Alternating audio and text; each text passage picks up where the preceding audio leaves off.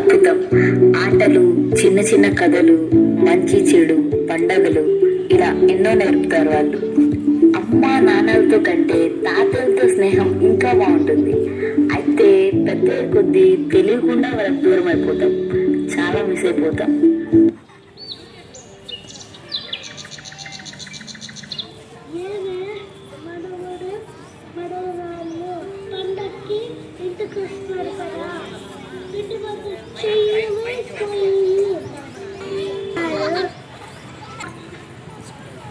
అమ్మ నానమ్మ తాతయ్యలతో గడపడం అనేది ఒక అద్భుతం.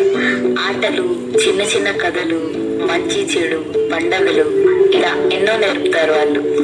అమ్మ నాన్నలతో కంటే తాతయ్యలతో స్నేహం ఇంకా బాగుంటుంది. అయితే పెద్ద కొద్దీ తెలియకుండా వాళ్ళకి దూరం అయిపోతాం, చాలా మిస్ అయిపోతాం.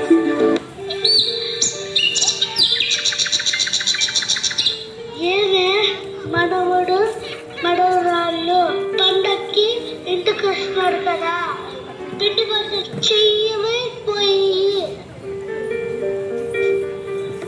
సర్లే ఇప్పుడు చెప్తున్నాను. నేను ఎప్పుడు నా మనవాళ్ళ కోసం రకరకాల పిండి వంటలు మొదలు పెట్టేశాను. అనుమతి అనిపించుకుందాం. సరే అయితే నేను అలా పొలంలోకి వెళ్ళి వస్తాను. ఇంకా మీ రెడీ అవ్వలేదా? అబ్బా డాడీ పోతాడా? అక్కడికి వెళ్తే కదా ఏది నానమ్మ తాతయ్యల ప్రేమ. సరే అలా మమ్మీ. వచ్చేసారే, మనవాడు వచ్చేసాడు, మనవరాళ్ళు కూడా వచ్చేసిందే. రండి రండి, మా బంగారు కొండ, మా బంగారు తండ్రి. బాగున్నా నాయనా? బాగున్నాం తాతయ్య, బాగున్నాం నానమ్మ. ఇద్దరు ఎలా ఉన్నారు? బాగుంటారా మీరు? మీరు బాగున్నాము, మీరు ఎలా ఉన్నారు? అప్పుడు నానమ్మ నాకు బాగా ఆకలిస్తుంది. అయ్యో నాయనా, మీరు వస్తున్నారని రకరకాల పిండి వంటలు చేశాను. పద బోర్ కొట్టండి.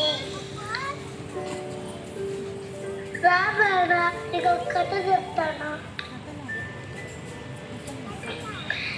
కథల నాకు బాగా ఇష్టం.